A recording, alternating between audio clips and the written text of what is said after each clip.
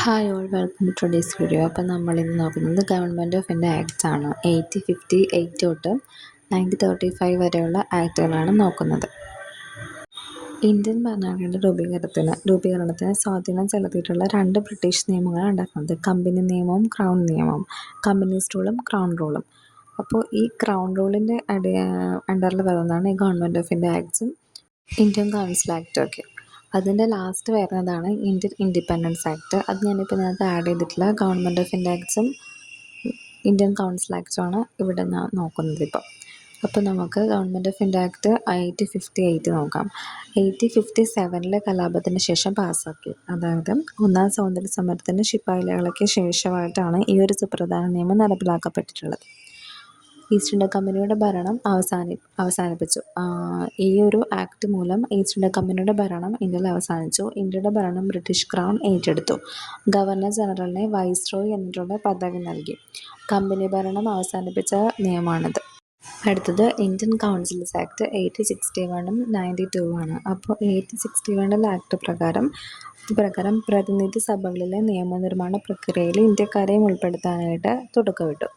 അതായത് പോർട്ട്ഫോളിയോ സംവിധാനം ആരംഭിച്ചു. ഇന്ത്യൻ അംഗങ്ങളെ നിയമനിർമ്മാണ കൗൺസിൽ നാമനിർദ്ദേശം നൽകാൻ അനുമതി നൽകി.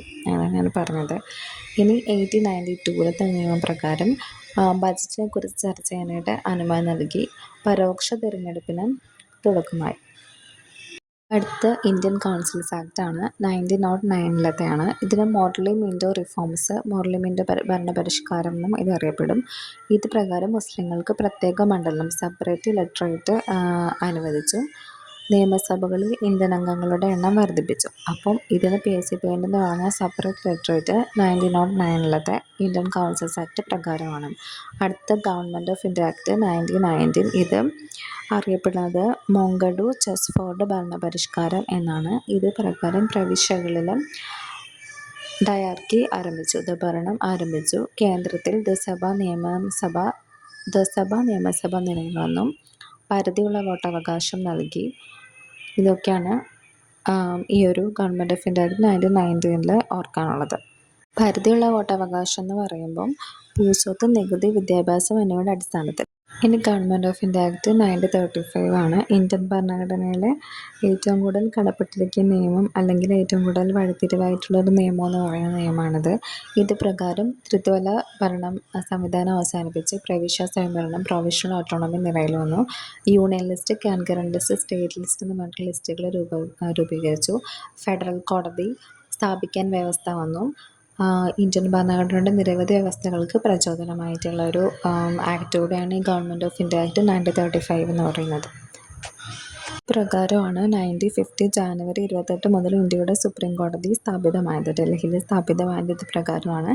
ഇന്ത്യൻ ഭരണഘടനയിലെ ബ്ലൂ പ്രിൻ്റ് എന്നറിയപ്പെടുന്ന ഒരു നിയമവും കൂടെ ഇതാണ്. പിന്നെ ബർമയെ ഇന്ത്യയിൽ നിന്ന് പൂർണ്ണമായിട്ട് വേർതിരിച്ചത് ഈ നിയമപ്രകാരമാണ്. ഇന്ത്യൻ റെയിൽവേയെ നിയന്ത്രിക്കാൻ ഒരു ഫെഡറൽ റെയിൽവേ അതോറിറ്റി ഇതുവഴി രൂപീകരിച്ചു. അപ്പോൾ ഈ ടോപ്പിക്ക് ഇത്രയേ ഉള്ളൂ കേട്ടോ. ഞാൻ ഈ PSC ക്വിക്ക് റിവിഷൻ എന്ന് പറഞ്ഞിട്ട് ഇതിൻ്റെ ഇയേഴ്സും അതിൻ്റെ നടന്നിട്ടുള്ള കാര്യങ്ങളൊക്കെ ഇമ്പോർട്ടൻ്റ് ആയിട്ടുള്ള കാര്യങ്ങൾ കൊടുത്തിട്ടുണ്ട്. അപ്പോൾ ഈ വീഡിയോ യൂസ്ഫുൾ ആയിട്ടുണ്ടെങ്കിലും ഇഷ്ടമായിട്ടുണ്ടെങ്കിലും ഡു ലൈക്ക് ആൻഡ് സബ്സ്ക്രൈബ്.